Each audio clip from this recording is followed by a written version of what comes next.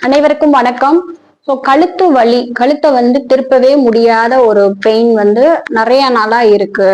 நான் அடிக்கடி சொல்ற ஒரு விஷயம்தான், நம்ம எங்கேயாவது அடிபட்டுட்டோம், கீழே விழுந்துட்டோம் அப்படின்னா உடம்பு தன்னைத்தானே ஒரு 10 நாட்கள்ல அதை சரி பண்ணிக்க முடியும். கண்டினியூஸாவே அந்த இடத்துல பெயின் இருக்கு அப்படின்னா இந்த விஷயங்கள்லாம் இருக்கா அப்படின்றத நீங்க வாட்ச் பண்ணலாம். கண்டிப்பா கான்ஸ்டிபேஷன் ப்ராப்ளம் இருக்கும்.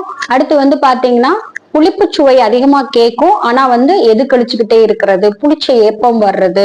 அடுத்து கண்டிப்பா நைட்ல தூக்கமே இருக்காது. காலையில டிஃபன் சாப்பிட்டோன்னே தூங்கணும் அப்படின்ற ஒரு மனநிலையில இருக்கிறது.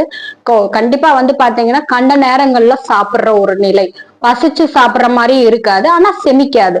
இந்த மாதிரி பிரச்சனைகள் படிப்படியா உங்களுக்கு இருந்துகிட்டே இருக்கும்.